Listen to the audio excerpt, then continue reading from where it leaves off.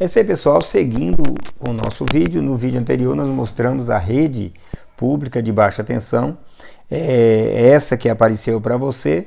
Sai o ramal de ligação da rede, vindo até o ponto, né, que é aquele por quadro de distribuição, e segue para o medidor. Aí diz assim, através do circuito de distribuição, essa energia é levada do medidor até o quadro de distribuição. Também é conhecida como quadro de luz. Muitas pessoas conhecem como quadro de luz. Vamos seguir aqui. Aí diz assim, ó, o que vem a ser quadro de distribuição? Quadro de distribuição é o centro de distribuição de toda a instalação elétrica de uma residência. Ele é o centro de distribuição, pois recebe os condutores que vêm do medidor.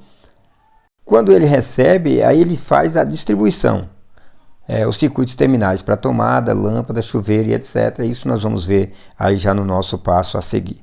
É no quadro de distribuição que você encontra os dispositivos de proteção, como DR, DPS e assim, né? Vai seguindo. Ali você vê que tem uma advertência ali na placa do quadro. Depois eu vou deixar um trechinho aí para você ler, né?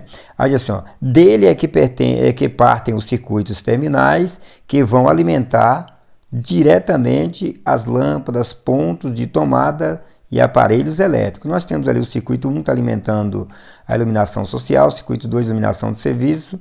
Ali nós temos o circuito 3 que é tomada do uso geral. Nós temos aqui no circuito 4 ponto de tomada do uso geral também. No circuito 5 ponto de tomada do uso específico e no 6 também ponto de tomada do uso específico. Uma torneira elétrica e outra chuveiro. A advertência está aí, é aquela que você viu no quadro de distribuição.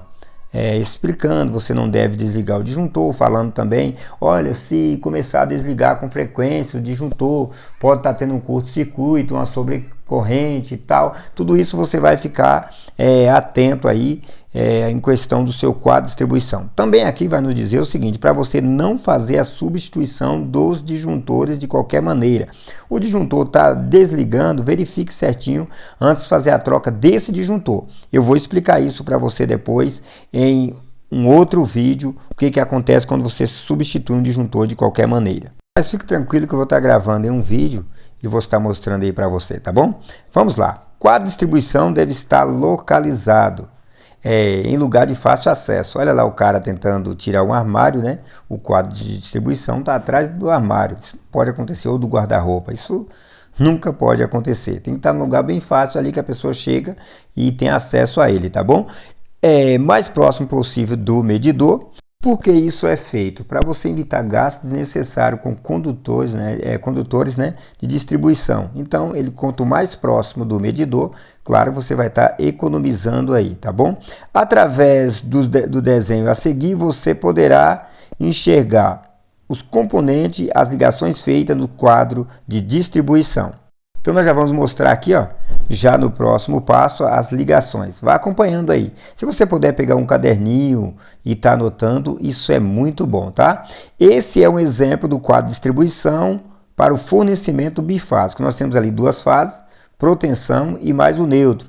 Disjuntor diferencial residual, que é o nosso DR, tem ali, e você vê os dois barramentos ali, ó, um de um lado, né, do lado verde, você vê que é o terra, e do outro lado, aonde tem o azul, é o barramento de neutro. Repara que o neutro ele passa pelo DR. Isso eu vou mostrar isso para você também em um outro vídeo. Vai ser vários vídeos que nós vamos ter aqui no curso, fique tranquilo. Vamos tirar todas as suas dúvidas, né? Vamos deixar tudo redondinho. No final você vai entender claramente como é que faz esse tipo de trabalho.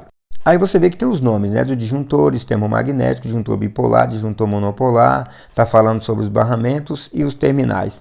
Aí na parte vermelha está dizendo assim, ó, um dos dispositivos de proteção que as encontra nos quadros de distribuição é o disjuntor termomagnético. Vamos falar um pouco ao seu respeito. Então nós vamos estar já falando aí, já entra em cena o disjuntor termomagnético. Disjuntores termomagnéticos são um dispositivo que oferece proteção aos fios dos circuitos, desliga automaticamente quando dá ocorrência de uma sobrecarga provocada por um curto-circuito ou sobrecarga. E também permite manobras, né, que você pode desligar manualmente aí. Você liga e desliga, funciona como fosse aí um interruptor. Ó, o rapazinho ligando aí os disjuntores, ó, o interruptor, né?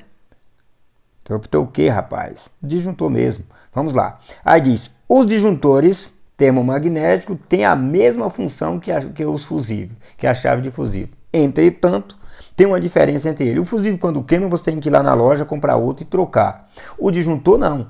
Desliga, você só tem que ligar novamente. No quadro de distribuição encontra-se também os disjuntores diferencial residual ou então interruptores diferencial residual. Nós vamos falar a diferença entre os dois aí para vocês depois. Fique atento.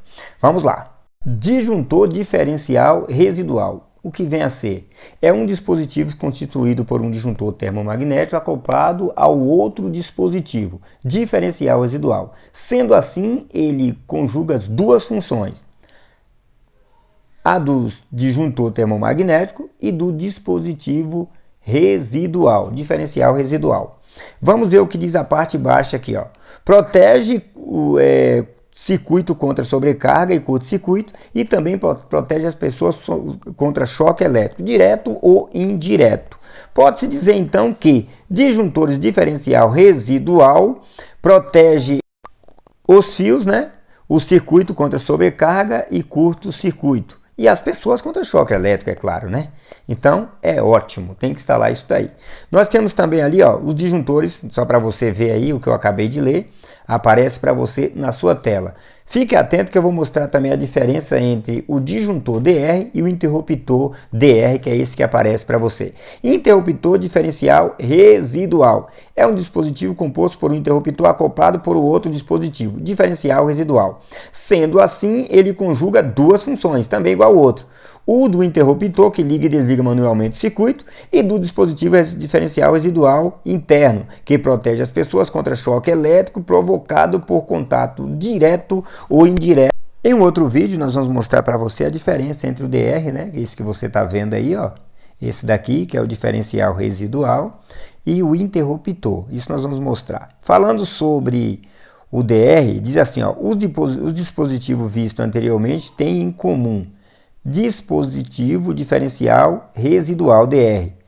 Olha lá, sua função é proteger as pessoas contra choque elétrico provocado por contato direto ou indireto. Você vê que um contato direto, você vê a mocinha ali enfiando a mão na extensão para desligar e acaba tomando um choque. Ali tem uma falha na isolação ali, fita isolante, falhou alguma coisa, ou até falha mesmo do profissional, e ela acabou tomando ali um choque.